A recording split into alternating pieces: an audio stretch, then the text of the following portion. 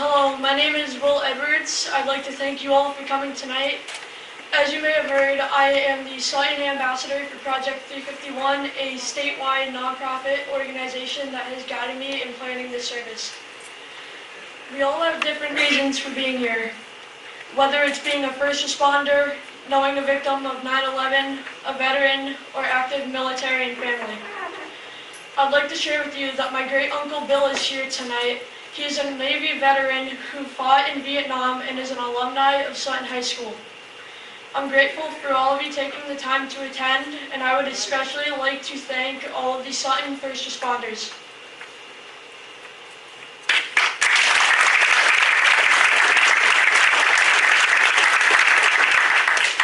Will everybody please rise and join me in the Pledge of Allegiance?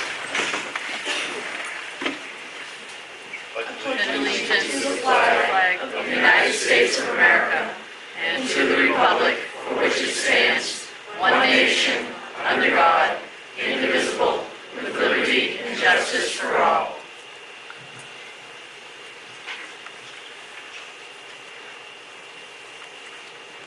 Will State Senator Ryan Batman please come up to speak?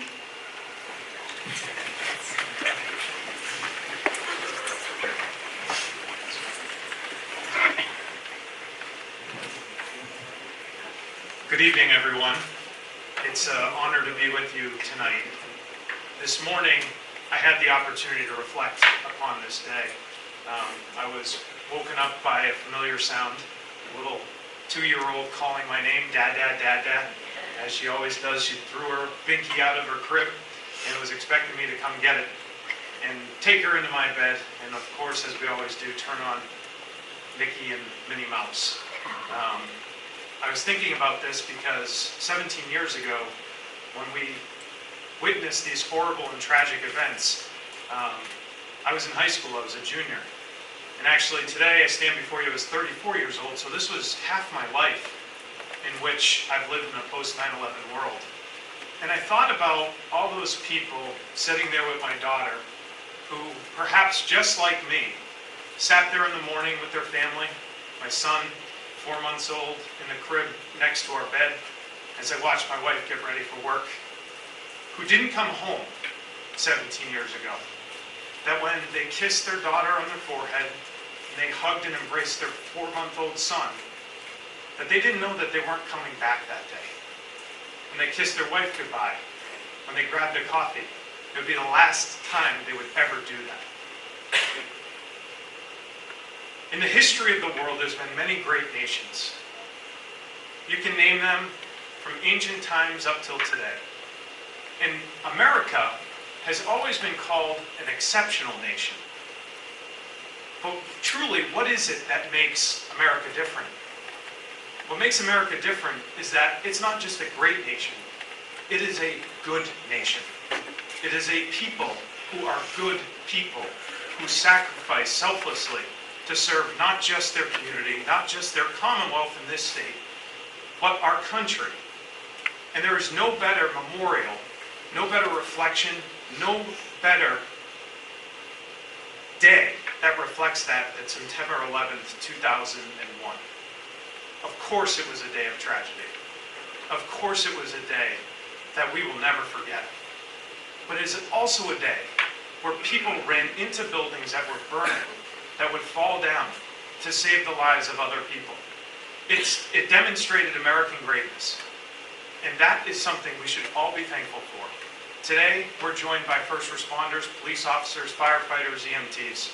I'd ask that you just rise and give them a round of applause.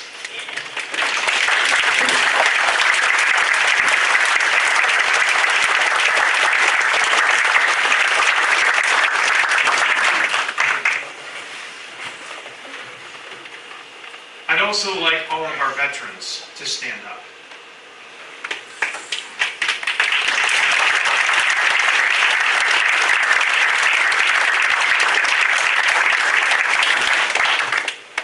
September 11, 2001 is not just about the victims, the families, the first responders, but it's also about the aftermath and the 2,000 plus soldiers, men and women who served their country, who have lost their lives in the battle against terrorism across the world.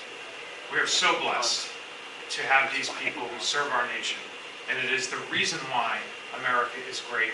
It is the reason why America is exceptional. And when we look forward to the future, and we see young men like Will, who are willing to carry on a tradition so that we never forget, we know that America's best days are truly ahead. Thank you very much, and Will, thank you for putting this on.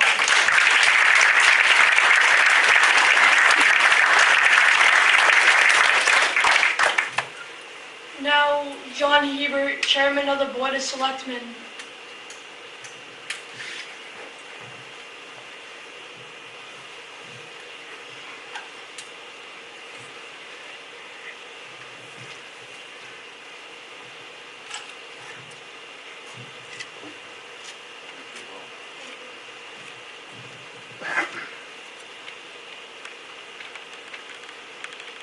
What a tribute to have all of you here representing what we all do best. There's certainly a different appreciation for our police, fire, first responders, and others since the tragic event of 9/11. Like Senator Batman said, there's so many people that didn't come home. We are the ones that are blessed that we did come home and we are here. And it's grateful for this Legion with all the different organizations they have, the regular Legion, the Sons of the American Legion, the American Riders, to come together and things that they do. This past weekend, they did a chicken barbecue here, and it was a record sellout. They had wonderful weather, but it's the work, the ethics that gets involved in this, for everything that they do in this town. We are very proud to have this organization, and we try to support them as much as we can. I would just like to say, in remembrance, that that tragic event, there's a lot of us that will never forget that day, and we do thank them for everything that they did. Thank you.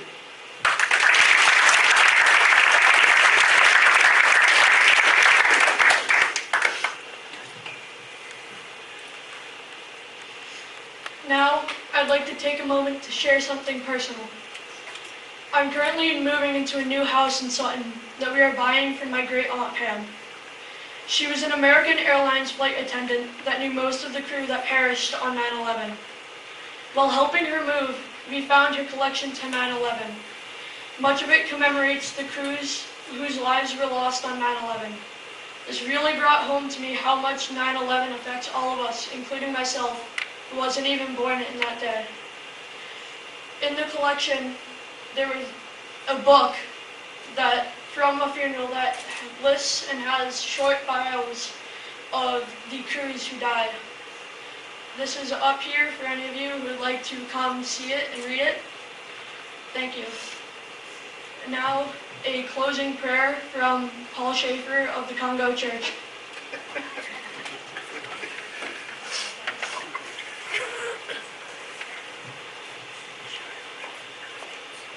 Thank you, Will.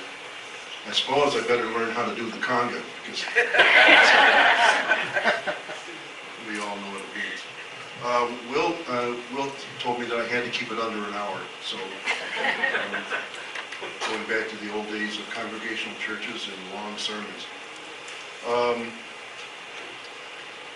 Some of you may be aware, during the past week, we had a memorial service for a former pastor of our church, Reverend Jim Bronwell, that had served the church as a pastor for 10 years.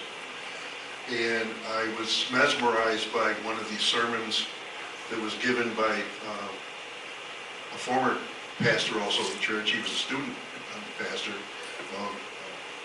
Andrew Burr. And it brought back a lot of memories for me. And as Christians, we firmly believe in the resurrection. And what does that mean? And Andy was trying to explain it to Jim's grandchildren that were at the funeral. And it's a concept of we all mourn because they're gone. But are they? And his description immediately brought to mind two of my favorite movies. One is the third edition of the Lord of the Rings, and the other one is, and I'm drawing a blank on it right now, where the concept's the same. He was talking about being on a ship, and when it's home in port, it's this huge, beautiful battleship. It can be a battleship, aircraft carrier, whatever it is. And it goes out to sea. And as it goes closer and closer and closer to the horizon, it gets smaller and smaller and smaller. And then there's one moment where the sky meets the ocean, that all of a sudden the ship disappears. Is the ship gone? It is on our side, but then on the other side of the ocean, on the other side of the world, the ship is actually going and it's getting larger and larger. So thinking of it that way, then the welcome that all our loved ones that are gone, that they receive when they get to heaven, is a joyous occasion and larger than life. So I'm going to forever remember that, and someday I will remember what that other movie was. But it has the same concept about going away. So if we could bow our heads for the closing prayer.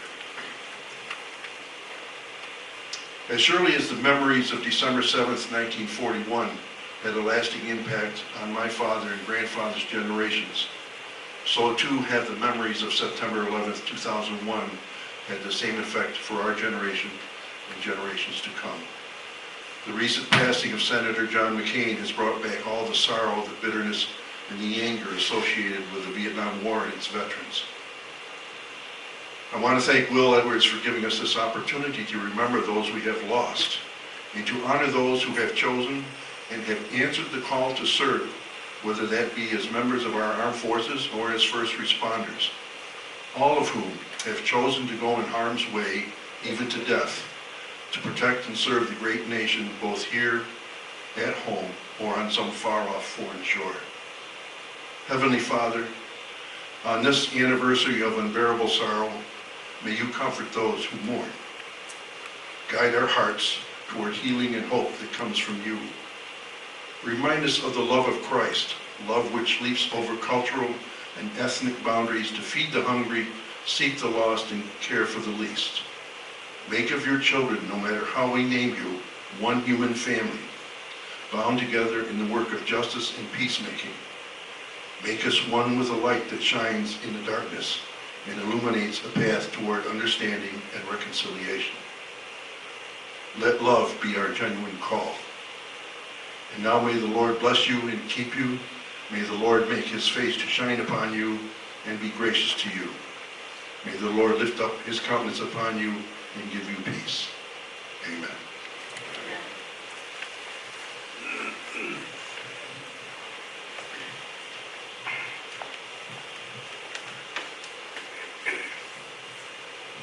And now, Chris Andrews playing taps.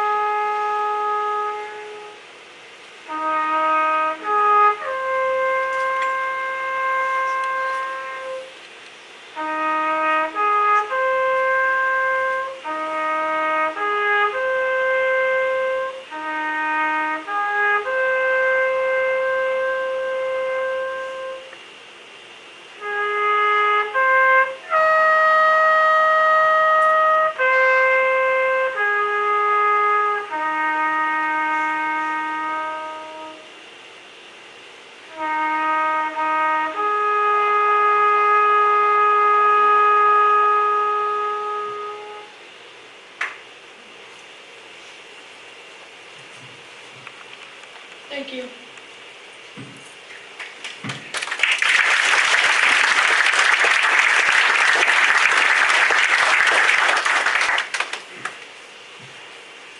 You may be seated.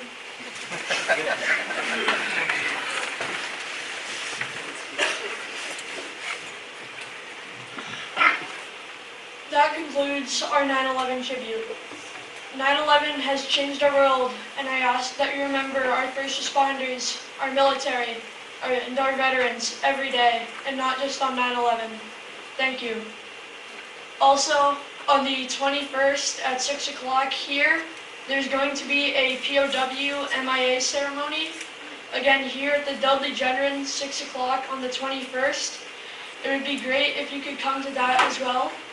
Lastly, can all first responders, veterans, and military please stand?